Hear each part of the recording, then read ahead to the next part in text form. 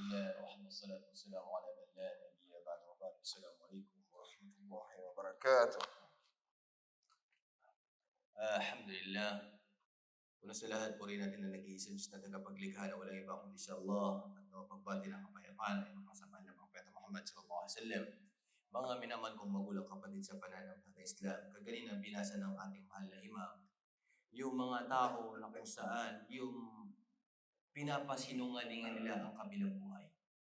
Mga tanda ng mga tao na ito, na kung saan sinabi mula sa banal na Quran, Ara'ayta alladhi yukadzibu bid-din. Nakikita mo ba itong mga tao na ito na walang paniniwala sa kabilang buhay?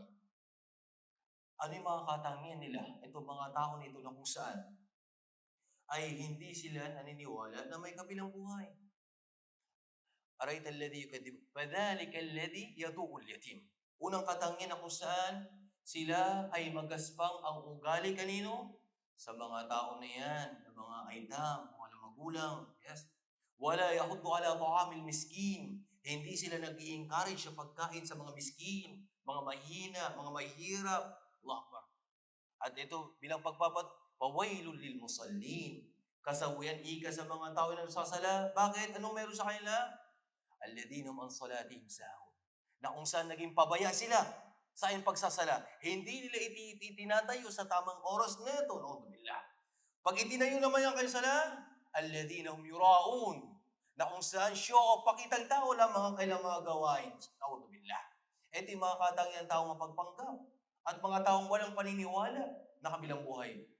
At bilang panghuli na kung saan wayamnauna al-ma'un. Ito yung mga malilit na bagay ay hindi nila, pinagkakait pa nila. Halimbawa tulad na lamang ng asin, mga maliit na bagay. Etong mga tao, itong mga katangian na walang paniniwala sa kabilang buhay. Sapagkat hindi batid, hindi nila alam ang kabutihan ng mga gawain na yun. Subhanallah.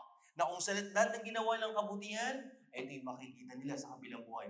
Maliit at malaki na ginawa mo, kabutihan, ipapakita sa inyo Allah subhanahu wa ta'ala. Ganun din naman, pag was na masama na ginawa mo, maliit at maliit or malaking kasamaan na ipapakita para sa iyo ng dakilang tagapaglikha. Kaya mga kapatid, mga magulang sa pananampalataya Islam, pagsumikapan ng bawat isa sa atin na gumawa ng mga gawain kabutihan at umiwas sa anumang ipinagbabawal sa atin ng ating dakilang tagapaglikha.